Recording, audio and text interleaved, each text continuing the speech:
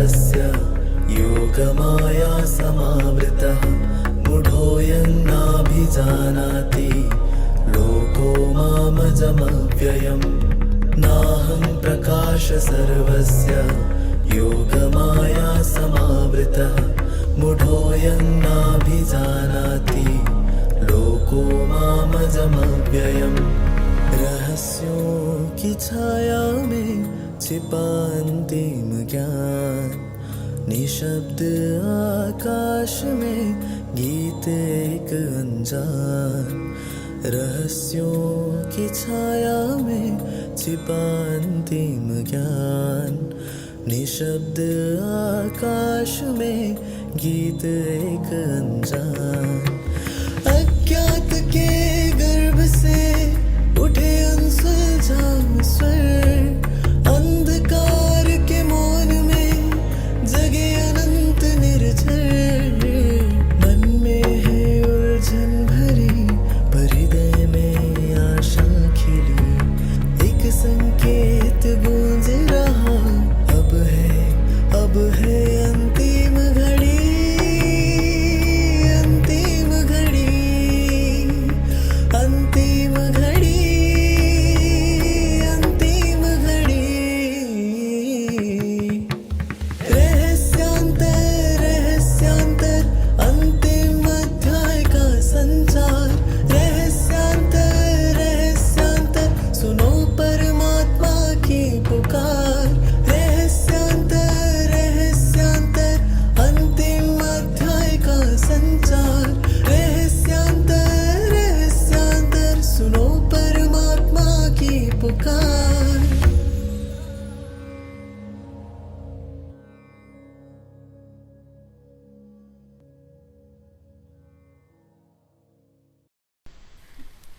ஓம் சாந்தி. 1985 வருடத்தின் அவ்யக்த முரளியில் நேற்று கூட நாம் அனைவரும் பாபாவுடைய முரளியில் தீபாவளியை பற்றி நாம் கேட்டோம். இப்போது ஏதாவது ஒரு வீட்டில் குழந்தை பிறந்ததுன்னா உடனே அந்த வீட்டில் இருக்கக்கூடிய எல்லாருமே ரொம்ப சந்தோஷப்படுவாங்க.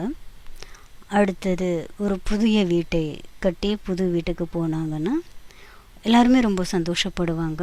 ஏன்னா புது வீட்டில் எல்லாமே புதுமையாக இருக்கும்.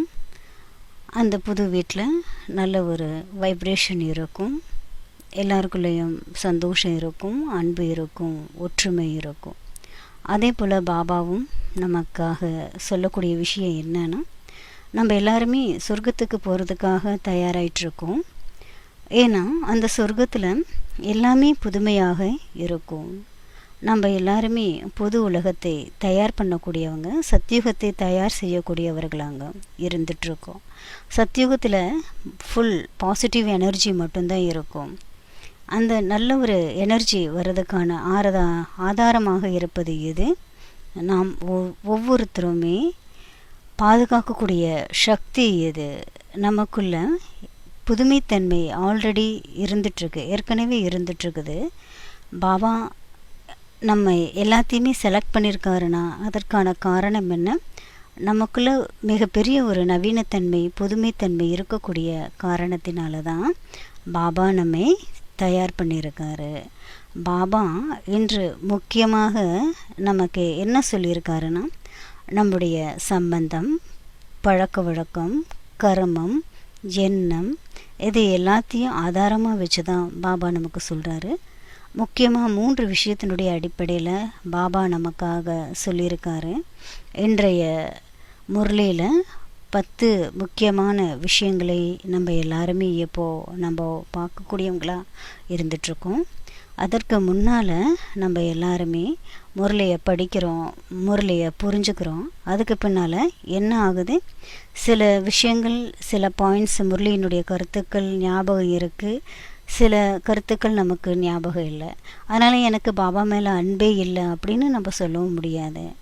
ஏன்னா பாபாவுடைய முரளியில் நம்ம ஒவ்வொருத்தருமே ஞாபகத்தினுடைய சொரூபமாக இருக்கணும். எது வரைக்கும் முரளி ஞாபகத்தில் நமக்கு இல்லையோ அது வரைக்கும் நாம் முரளியினுடைய சுரூபமாக மாற முடியாது. அதனால் நம்ம பாபாவுடைய முரளியை அடிக்கடி நம்முடைய கவனத்தில் நம்ம வச்சுட்டே இருக்கணும்.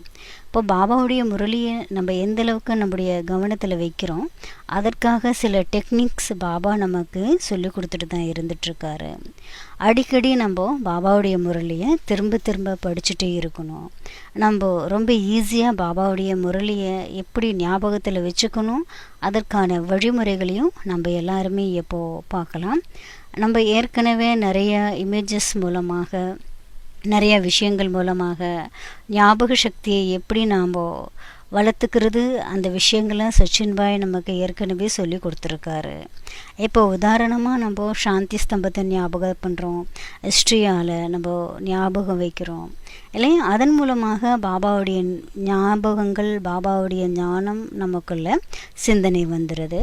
ஸோ அதே போல் என்றைக்கு கூட நம்ம எல்லாருமே என்ன பண்ணுறோம், பாபாவுடைய முரளியை எப்படி நம்ம ஞாபகத்தில் வச்சுக்கணுன்றதை பற்றி பார்க்குறோம். முதல் விஷயம் மேகம், ரெண்டாவது விஷயம் இந்திரதனுஷ், மூணாவது ஃபரிஸ்தா, நாலாவது ஃப்ளைட்டு, அஞ்சாவது நிழா, ஆறாவது நிலா, ஆறாவது நட்சத்திரம், ஏழாவது மழை, எட்டாவது பறவைகள், ஒன்பதாவது பிளாக் தண்டராக இருக்குது.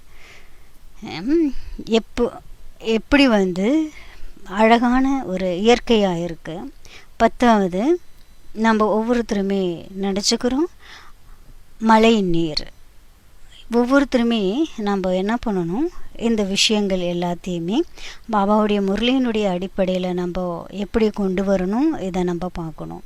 இப்போ நம்ம எல்லாருமே கண்களை மூடிக்கிறோம். இப்போ எனக்கு முன்னால் ஒரு மேகம் இருக்குது, அதை கற்பனை பண்ணுங்கள். அந்த மேகத்தை பாருங்கள், எல்லாருமே கண்களை மூடி. அந்த மேகத்துக்கு நடுவில் அழகான ஒரு இந்திர தனுஷ் இருக்குது பாருங்கள். இந்த தனுஷை நாம் பார்த்துட்டே இருக்கும்போது ஒரு அழகான ஃபரிஸ்தா பிரத்யட்சமாகுது. மேலும் எப்படி அந்த ஃபரிஸ்தா அழகாக பறந்துட்டுருக்கோ, ஸோ அதே போல் அந்த ஃபரிஸ்தாவுக்காக ஒரு ஃப்ளைட் வந்துட்டுருக்கு. இந்த ரெண்டையுமே நான் பார்க்க என்ன ஆகுதுன்னா, பக்கத்துலேயே ஒரு நிலா வந்துருச்சு. சந்திரன் பக்கத்தில், நிலா பக்கத்தில் அழகான ஒரு நட்சத்திரம் வந்துருச்சு பாருங்க. இந்த அனைத்து விதமான சந்திப்பை பார்த்து உடனே மழை பெய்ய ஆரம்பிச்சிருச்சு. இப்போ மழை வந்ததையுமே என்ன ஆயிருக்குதுச்சுன்னா, அங்கே இருக்கக்கூடிய பறவைகள் எல்லாமே தன்னுடைய வீட்டுக்கு போக ஆரம்பிச்சிருச்சு. அந்த பறவைகள் எல்லாருமே என்ன பண்ணுது, ஒரு பறவை இன்னொரு பறவைகிட்ட சொல்லுது, இப்போ கர்ஜனை ஆரம்பமாக போகுது, மிகப்பெரிய ஒரு சப்தம் உருவாக போகுது. ஒரு மிகப்பெரிய கர்ஜனை உருவாகி அந்த கர்ஜனை என்ன பண்ணுது, ஒரு அழகான மழையை தூக்குது. ஈஸியாக இருக்கு இல்லையா பாருங்கள். ஃபஸ்ட்டு மேகம், மேகத்துக்குள்ள இந்திர தனுஷ் இருக்குது. இந்திர தனுஷை பார்க்கறதுக்காக ஃபரிஸ்தா வந்துருச்சு. ஃபரிஸ்தா அழகாக பறந்துட்டுருக்கு. அந்த ஃபரிஸ்தாவை பறக்க வைக்கிறதுக்கு ஃப்ளைட் வந்துருச்சு. இந்த ரெண்டு பேரையும் பார்க்குறதுக்காக யார் வந்தது, நிலா வந்தது. நிலா பக்கத்துலேயே வந்தது நட்சத்திரம் வந்தது. இது எல்லாத்தையுமே பார்க்குறதுக்கு, இதை பார்த்ததையுமே மழை வந்துருச்சு. மழை வந்ததையுமே என்ன ஆயிடுச்சு, நிறைய பறவைகள் எல்லாமே தன்னுடைய வீட்டுக்கு போயிடுச்சு. அப்போ ஒவ்வொரு பறவை, ஒவ்வொரு குருவியும் என்ன பண்ணிடுச்சுன்னா இன்னொரு பறவைகிட்ட சொல்லுது, எப்போ கர்ஜனை நடக்கக்கூடியதாக இருக்கு. அந்த கர்ஜனை என்ன பண்ணுது, பெரிய மலை மீது உருவாக ஆரம்பிச்சிருச்சு. இதே போல் நம்ம எல்லாருமே பாபாவுடைய முரளியை சிந்தனை பண்ணி பார்க்கலாம். இப்போ நம்முடைய வாழ்க்கையை மாற்றக்கூடியவர்களாக இருக்கோம். நாம் என்னுடைய எண்ணம், சம்பந்தம், சம்ஸ்காரம், இதை நாம் மாற்றக்கூடியவர்களாக இருக்கணும். இந்த மூணுமே நம்ம புதுமையாக கொண்டு வரணும். இந்த 3 விஷயங்களை எப்படி நம்முடைய வாழ்க்கையில் புதுமையை கொண்டு வருத்துவது, இதை நம்ம பார்க்கணும். புதுசாகவும் கொண்டு வரணும், இந்த 3 விஷயத்தில் ஏதாவது ஒரு பழைய சம்ஸ்காரம் இருந்தது, பழைய பழக்க வழக்கம் இருந்ததுன்னா, பழைய வாழ்க்கை, பழைய சம்பந்தம், நம்ம என்ன வருவோம், பிராப்திகளிலிருந்து வஞ்சிக்கப்பட்டிருவோம். பிராப்திகள் கிடைக்கிறதுலேருந்து வஞ்சிக்கப்பட்டு இருந்துருவோம். பிராப்திகள் அடையணும்னா இந்த 3 விஷயங்களையும் நாம் கவனமாக வச்சிருக்கணும். நம்முடைய வாழ்க்கையில் என்னென்ன பழைய சம்ஸ்காரங்கள் இருக்குது, பழைய பழக்க வழக்கங்கள் இருக்குது, அதை நம்ம நல்லா தெரிஞ்சுக்கணும். ஏன்னா பாபா ஏற்கனவே நிறைய முறை நமக்கு சொல்லி கொடுத்துருக்காரு. எது வரைக்கும் நம்ம அஜீரணம் பண்ணிக்கலையோ, ஏற்றுக்கலையோ, புரிஞ்சுக்கலையோ, அதில் இருந்து நம்ம மாறுவது ரொம்ப கஷ்டமாக இருக்கும். அதனால் எந்த ஒரு ட்ரீட்மெண்ட் பண்ணுறதுக்கு முன்னால் என்ன வியாதின்றதை நம்ம தெரிஞ்சுக்கணும் இல்லையா? வியாதியே நமக்கு தெரியல அப்படின்னா நாம் எப்படி அதுக்கான மருந்தை நம்ம எடுப்போம், எப்படி நம்முடைய வியாதி சரியாகும், இதை பற்றி நம்ம நல்லா சிந்தனை செஞ்சு பார்க்கணும். சம்பந்தங்களில் என்ன பழக்கம் இருக்குது, சம்பந்தங்களில் என்ன பழைய பழக்க வழக்கங்கள் இருக்குது, பெரிய பெரிய விஷயங்களில் இருந்து நாம் விடுபட்டுட்டோம். சின்ன சின்ன சூக்ஷ்மமான விஷயங்கள் எல்லாமே இது வரைக்கும் நமக்குள்ளே இருந்துகிட்ருக்கு. தெரிஞ்சும் தெரியாமையும் நிறைய விஷயங்கள் நமக்குள்ளே சேவ் பண்ணி நம்ம வச்சுருக்கோம். அப்போ எது வரைக்கும் நமக்குள்ளே பழசிய தன்மை இருக்கோ அப்போ அது வரைக்கும் நாம் நம்முடைய புதுமை தன்மையை உருவாக்க முடியாது. இப்போ எண்ணத்தில் என்ன ஆகுது, வீணானதை நாம் யோசனை பண்ணக்கூடியவங்களாக இருக்கும்.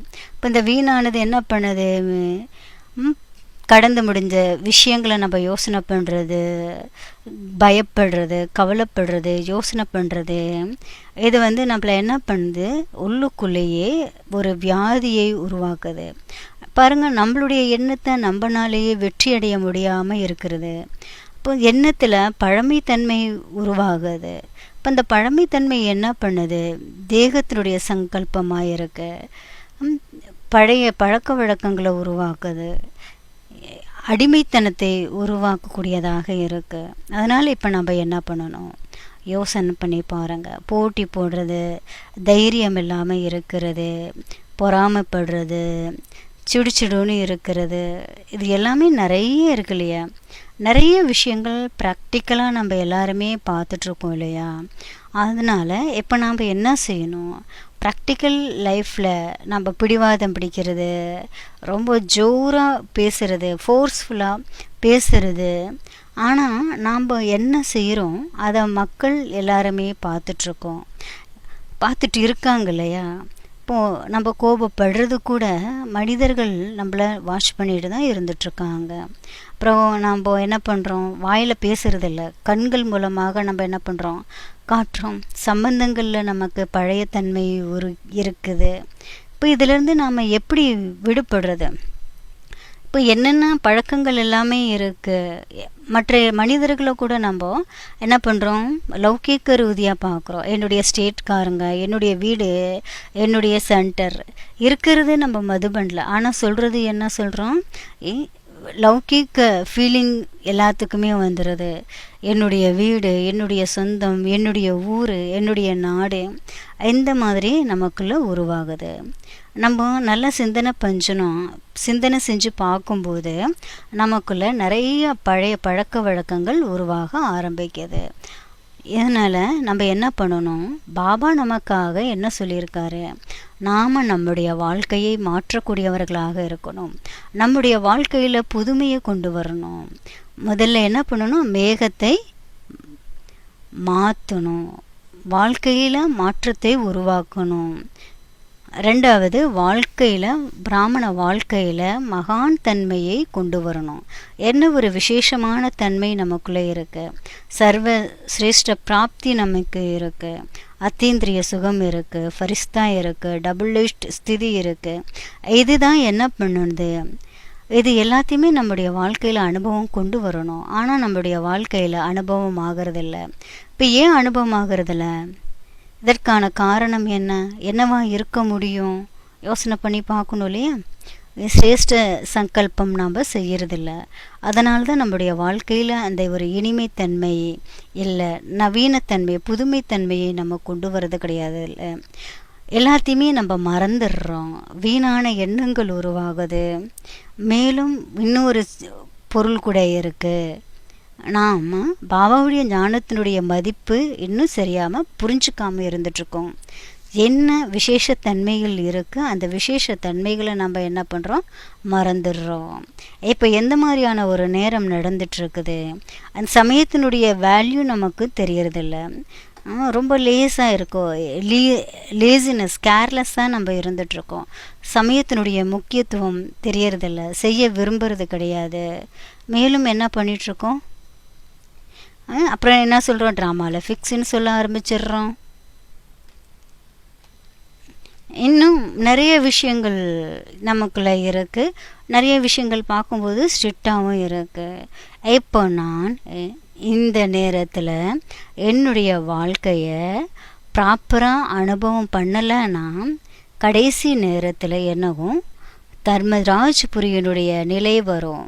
அப்போ அந்த நேரத்தில் என்னால் என்ன செய்ய முடியும், அந்த நேரத்தில் எந்த ஒரு காட்சி எனக்கு கிடைக்கும், அந்த நேரத்தில் நாம் என்ன பண்ணுவோம், நம்மளையே மறந்துடுவோம். எனவே இந்த அனைத்து விதமான விஷயங்கள் இருக்கு இல்லையா, நாம் என்ன பண்ணணும், நம்முடைய விசேஷமான தன்மைகளை மகான் தன்மை உடையதாக நம்ம மாற்றிடணும்.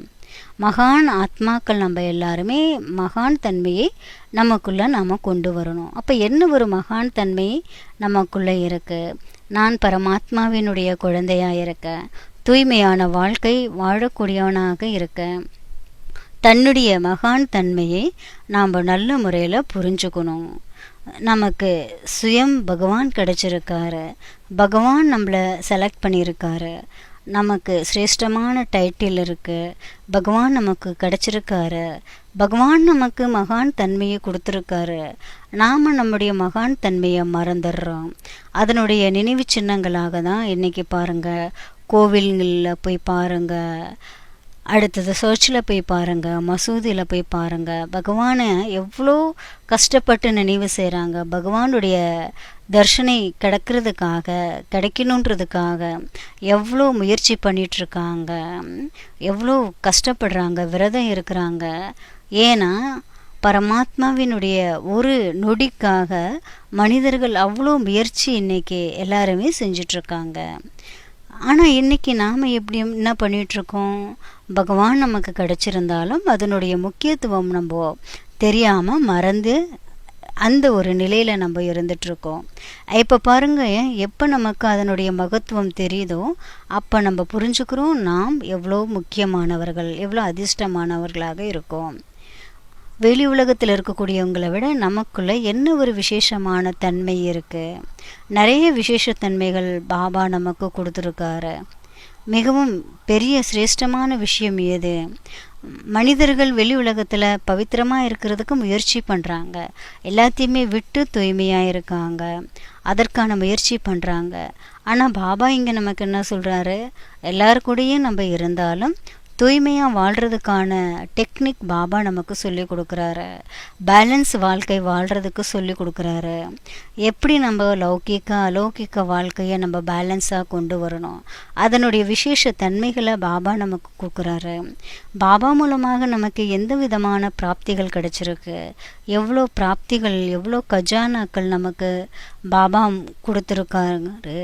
அத்தீந்திரிய சுகம், ஞானத்தினுடைய சுகம் பாபா மூலமாக நமக்கு கிடைச்சிருக்கு. எவ்வளோ சக்திகள் பாபா நமக்கு கொடுத்துருக்காரு. சிந்தனை செஞ்சு பாருங்க.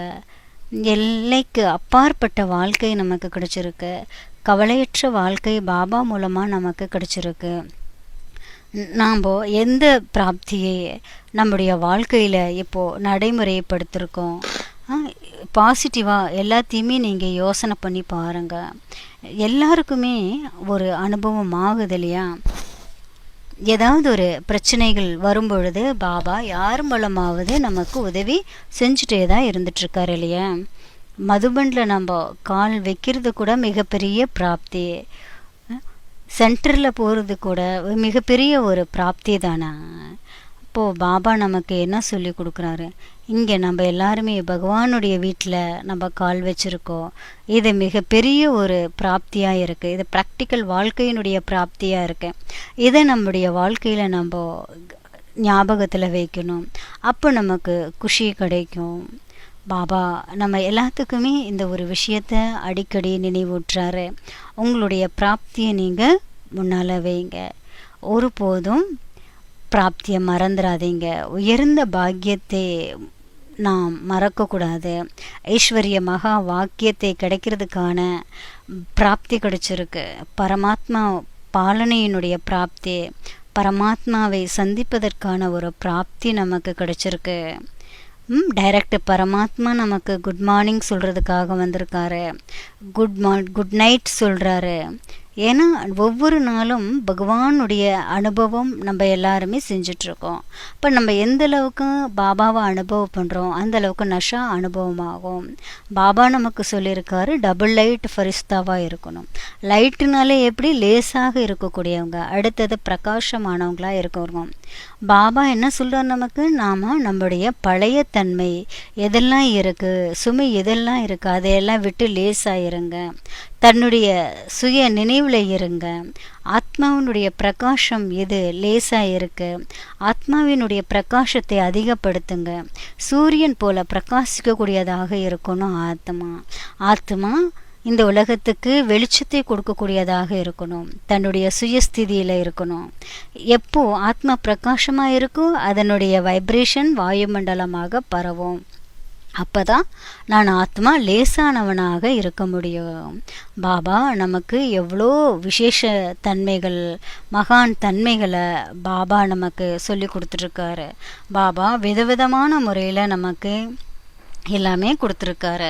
அடுத்தது பாருங்கள், இந்திர தனுஷ் இருக்குது அப்படின்னா பாபா நமக்கு புது வருஷத்தில் வாழ்த்துக்களை சொல்கிறதுக்காக சொல்கிறாரு.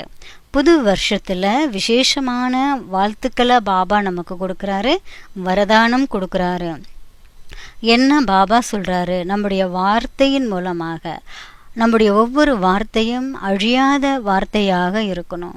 ஏன்னா நம்முடைய ஒவ்வொரு வார்த்தையுமே சாதாரணமான வார்த்தையாக இருக்கக்கூடாது. நம்முடைய வார்த்தை அழியாத வார்த்தையாக இருக்கணும். அவினாஷி பவ எந்த ஒரு வார்த்தை பாபா நமக்கு கொடுக்குறாரு.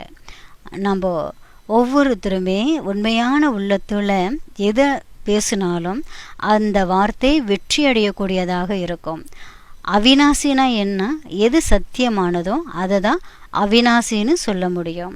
யாருடைய வார்த்தையில் சத்தியம் இருக்கோ அந்த வார்த்தை அழியாத ஒரு வார்த்தையாக இருக்கும். அந்த வார்த்தை நிரகங்காரியான வார்த்தையாக இருக்கும். அது அழியாத ஒரு வார்த்தையாக இருக்கும். எந்த ஒரு வார்த்தை மற்றவர்களுக்கு உதவி செய்யக்கூடியதாக இருக்கு, வரதானமாக இருக்கு, அது அவினாஷியாக அழியாததாக மாறிடும். எனவே இந்த மாதிரி நம்முடைய வார்த்தை எப்படி இருக்கணும் பாபா நமக்கு சொல்லியிருக்காரு. எந்த மாதிரியான வார்த்தை நாம் கொண்டு வரணும். வினாசி வார்த்தை என்றாலே அழியக்கூடிய வார்த்தை, பொய் பேசுறது, ஏமாத்துறது, துக்கம் கொடுக்கறது, இது எல்லாமே வினாசியான வார்த்தை. இந்த வினாசம் செய்யக்கூடிய வார்த்தையிலிருந்து தன்னைத்தானே காப்பாற்றி கொள்ள வேண்டும். நாம் பேசுகிறதுக்கு முன்னால் ஃபில்டர் பண்ணணும். நான் பேசக்கூடிய இந்த ஒரு வார்த்தை சத்தியமான வார்த்தையாக இருக்கா, இந்த வார்த்தை தேவையான வார்த்தையாக இருக்கா, இந்த வார்த்தையின் மூலமாக நன்மை ஏற்படுமா. நம்முடைய வார்த்தை ஒவ்வொரு வார்த்தையிலையும் நாம் ஃபில்டர் பண்ணக்கூடியவங்களாக இருந்தோம், வீணானதில் இருந்து தன்னைத்தானே காப்பாற்றி கொள்ளக்கூடியவர்களாக இருக்கோன்னா அந்த வார்த்தை அழியாத ஒரு வார்த்தை, அவினாசி வார்த்தையாக மாறிடும். எனவே பாபா நமக்கு எந்த ஒரு வரதானத்தை கொடுக்குறாரு, ஃபரிஸ்தாக்கள் தான் நம் வரதானத்தை கொடுப்பாங்கன்ற விஷயத்த பாபா நமக்கு சொல்கிறாரு. நம்முடைய ஒவ்வொரு வார்த்தையிலையும் பாபாவுடைய வரதானம் நிறைந்திருக்கக்கூடியதாக மாறணும். அடுத்தது பாபா நமக்கு சொல்லியிருக்காரு, இந்த முரளியில் தீபாவளியினுடைய சமயத்தில் பாபா நடத்தியிருக்காரு தீபாவுடைய எக்ஸாம்பிளை வச்சு தான் பாபா நமக்கு முரளி சொல்லியிருக்காரு. தீபாவளியில் என்ன பண்ணுவாங்க, ரிஜிஸ்டர் வைப்பாங்க இல்லையா, கணக்கு பார்ப்பாங்க, வரவு செலவு கணக்கு பார்ப்பாங்க. அப்போது புது கணக்கை வந்து ஓப்பன் பண்ணுவாங்க. பழைய கணக்கு எல்லாத்தையுமே என்ன பண்ணுவாங்க, முடிச்சிருவாங்க. ஸோ அதே போல் பாபா இங்கே எந்த ஒரு வார்த்தையை அண்டர்லைன் பண்ணுறாரு, எல்லாமே புதுமையாக மாறக்கூடியதாக இருக்கணும்.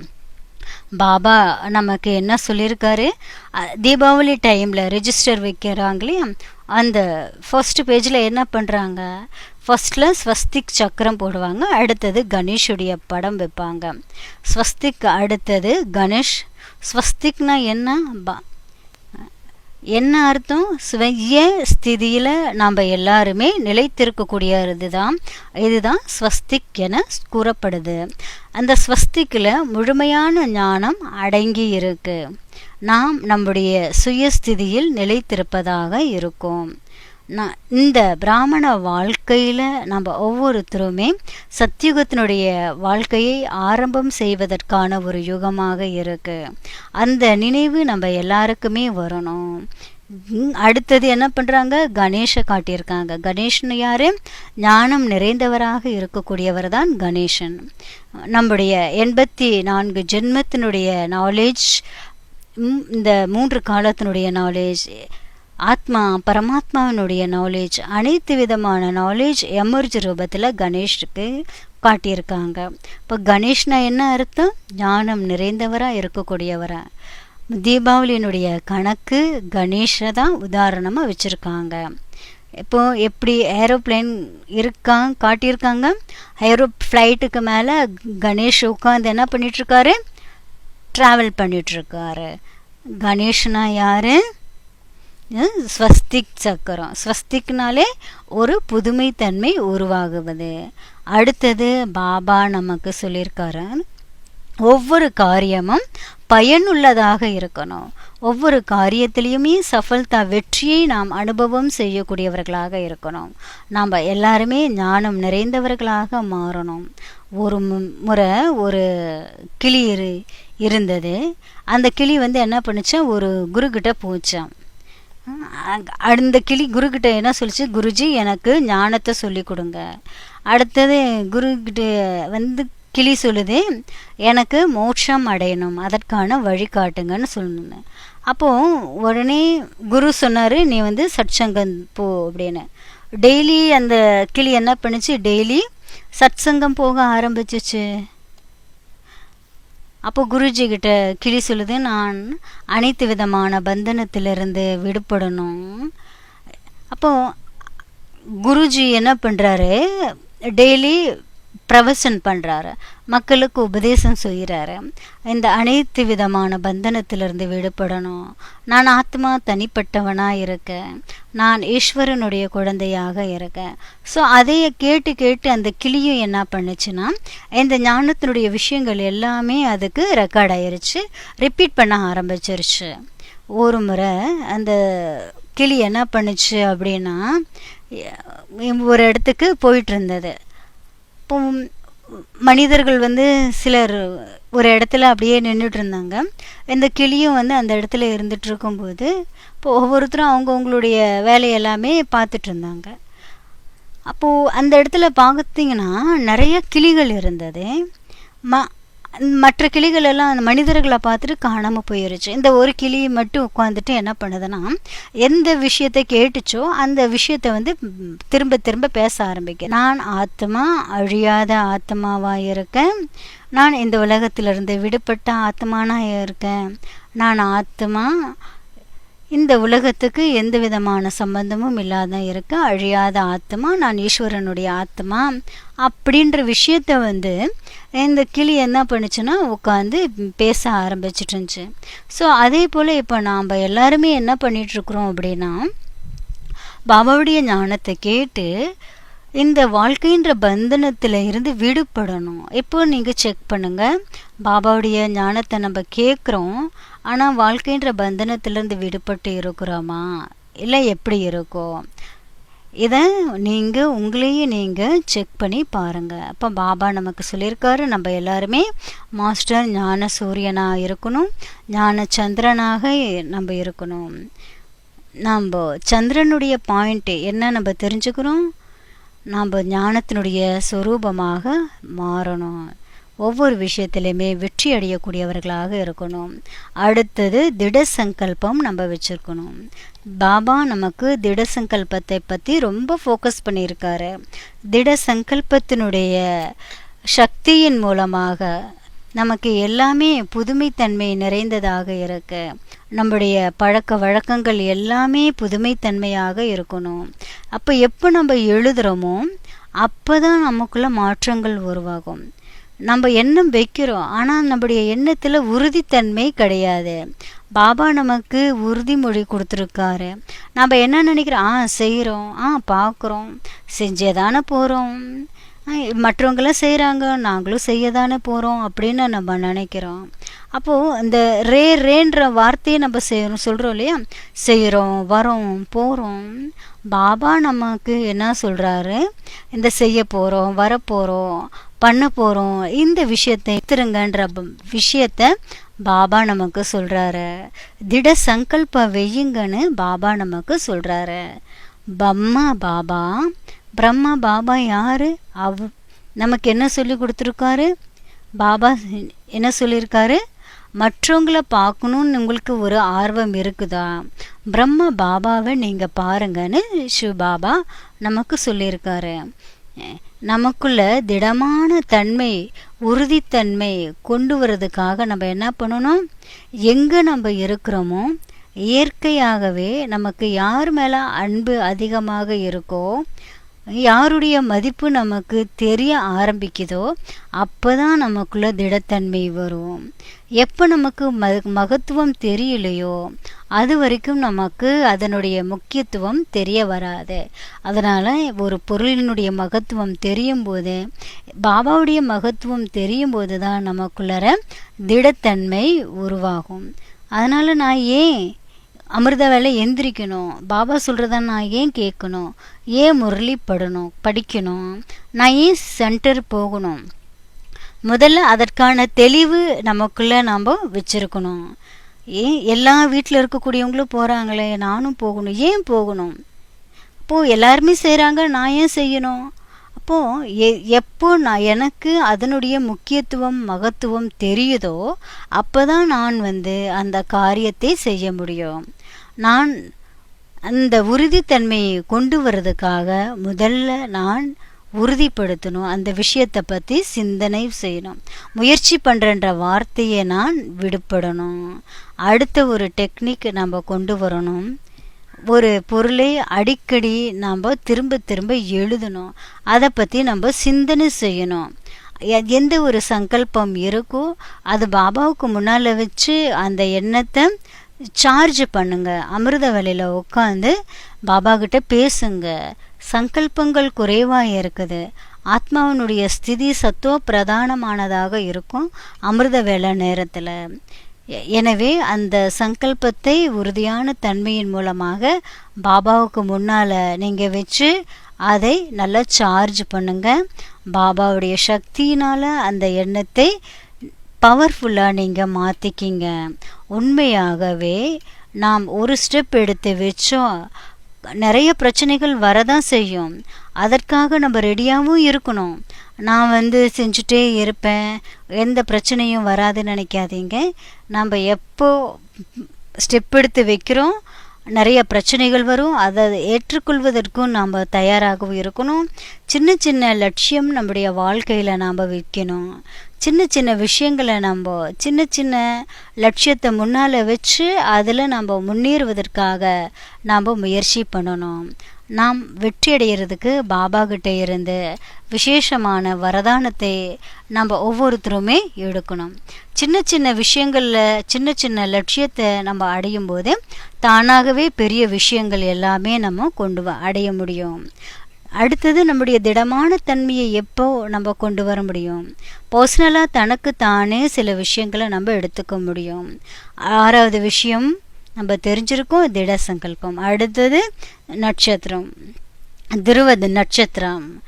நான் இந்த உலகத்திற்கே பிரகாசிக்கக்கூடிய ஒரு நட்சத்திரமாக இருக்க பாபா நமக்கு சொல்லியிருக்கக்கூடிய விஷயங்கள் என்ன, இந்த உலகத்தில் இருக்கக்கூடிய விஷயங்கள் எல்லாமே அனுபவத்தில் இல்லாமல் போகிறதுக்கான காரணம் என்ன, திருஷ்டி, மற்றவங்கள பற்றி சிந்தனை பண்ணுறது, மற்றவங்கள பார்க்கறது, அடுத்தது என்ன பண்ணுறோம் பரப்பஞ்சு, மற்றவங்க என்ன செய்கிறாங்களோ அதை அப்படியே நாம் பஞ்ச் பண்ணி வைக்கிறது, மற்றவங்கள டிபெண்ட் பண்ணி இருக்கிறது, அவங்க இருந்தால் நான் செய்வேன், அவங்க பண்ணா நான் பண்ணுவேன், அடுத்தது மற்றவங்கள பற்றி பேசுறது, மற்றவங்கள பற்றி யோசனை பண்ணிகிட்டே இருக்கிறது, இது எல்லாமே அந்த பஞ்ச் பண்ணுற விஷயத்தில் வந்துடுது. எனவே இப்போ நாம் என்ன பண்ணணும், இந்த 3 விஷயத்தில் இருந்து நாம் விடுபடணும். அப்போ இதை நம்ம என்ன பண்ணணும், பாசிட்டிவாக கொண்டு போகணும். இப்போ நம்ம எல்லாருக்குமே இசிஜியை பற்றி நல்லா தெரியும் இல்லையா? இசிஜியை பற்றி நீங்கள் எல்லாருமே பார்த்துருக்கீங்க, எடுத்திருக்கீங்க. இசிஜியில் என்ன தெரியுது, நம்முடைய இதயம் தெரியும், நம்முடைய இதயத்தினுடைய நிலை எப்படி இருக்குது, அதை பற்றி தான் இசிஜி நமக்கு காட்டி கொடுக்குது. மெடிக்கல் வார்த்தையில் நம்ம என்ன சொல்கிறாங்கன்னா சைனஸ் ரிதம்னு சொல்கிறாங்க. அதே போல் நம்முடைய ஆத்மா ஸ்பிரிச்சுவல் ரிதம் எப்படி இருக்குது, அதே போல் இந்த 3 விஷயங்கள் எப்படி இருக்குது நீங்கள் பாருங்கள், செக் பண்ணுங்கள். என்னுடைய ஆன்மீகமான ரிதம் எப்படி இருக்குது. இப்போது ஹார்ட்டில் ஏதாவது ஒரு ப்ராப்ளம் வந்தது அப்படின்னா சைனஸாக இருக்குது அப்படின்னு சொல்லும்போது, அப்போது அதனுடைய விஷயங்கள் எல்லாம் என்ன ஆகுது, ஏதாவது கடுபடு பிரச்சனைகள் வந்துருச்சுன்னா விதவிதமான பிரச்சனைகள் உருவாகுது. அப்போ ஹார்ட் ஃபங்க்ஷன் சரியாகலைன்னா பல வகையான வியாதிகள் உருவாக ஆரம்பிக்குது. இன்னும் நிறைய கடுபடாகுது இல்லைங்களே. பர சிந்தனை, மற்றவங்கள பற்றி சிந்தனை பண்ணுறது, மற்றவங்கள பார்க்குறது, அவங்க செய்கிறத போலவே நம்ம செய்கிறது, இது எல்லாம் என்ன ஆகுது அப்படின்னா ஹார்ட்டில் பிளட்டு பாஸ் ஆகுது இல்லைங்களா. அப்போ அந்த என்ன ஆகுதுன்னா அந்த நடுவில் பிளாக் ஆகிடுது. அப்போ ஹார்ட்டில் பிளட்டு சரியாக போகலை, ஹார்ட்லேருந்து பிளட் பார்ட்ஸுக்கு சரியான பிளட் போகலைன்னா ஹார்ட்டுடைய ஃபங்க்ஷனு ஸ்டாப் ஆயிரும், பாடியில் இருக்கக்கூடிய பார்ட்ஸும் ப்ராப்ளம் வர ஆரம்பிக்குது. எனவே இப்போ நம்ம என்ன பண்ணோம், ஒவ்வொரு விஷயத்தையுமே செக் பண்ணி பாருங்கள். நம்முடைய வேலைகள் எல்லாத்தையுமே நம்ம பார்க்கணும், நம்ம ரிலாக்ஸாக இருக்கணும், கன்ஸ்டாக இருக்கணும், நம்முடைய ஸ்திதியை நம்ம பேலன்ஸாக வச்சுக்கணும்.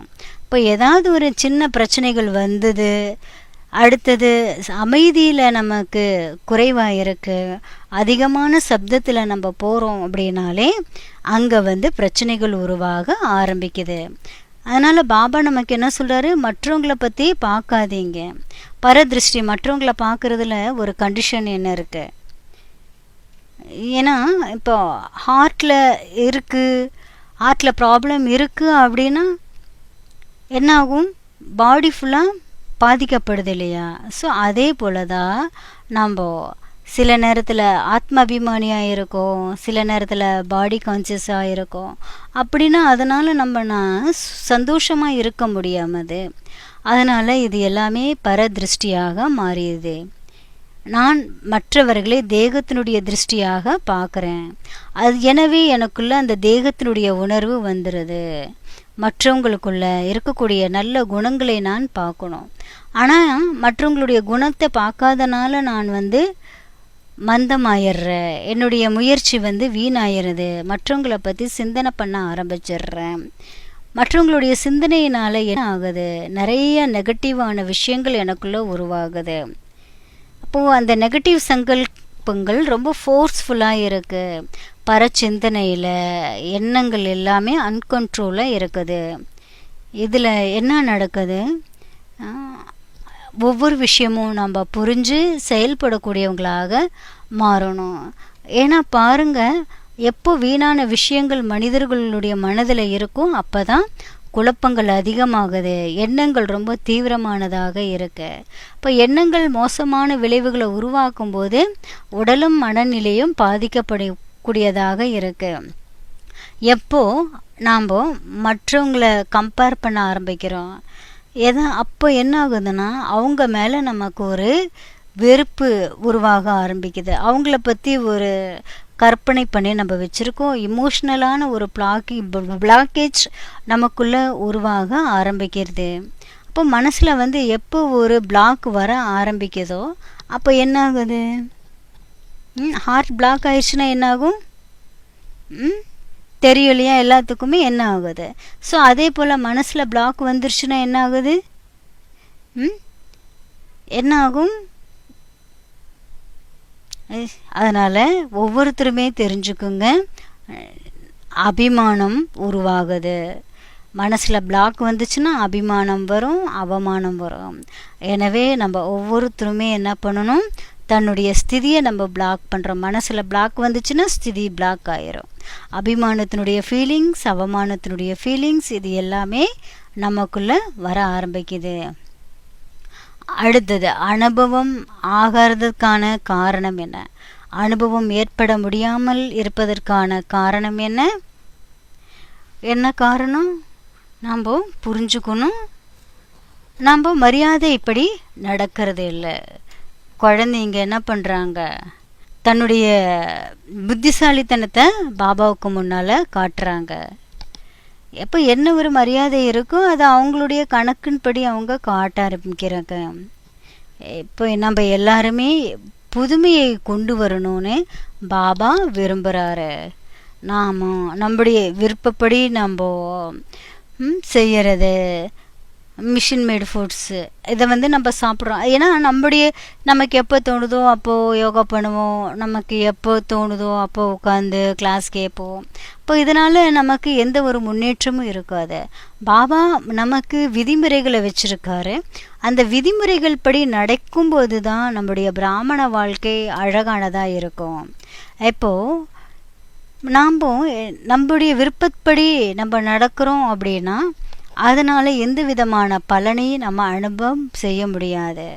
விதிபூர்வமாக நம்ம நடக்கும்போது தான் நம்ம அந்த சந்தோஷத்தை அனுபவம் செய்ய முடியும்.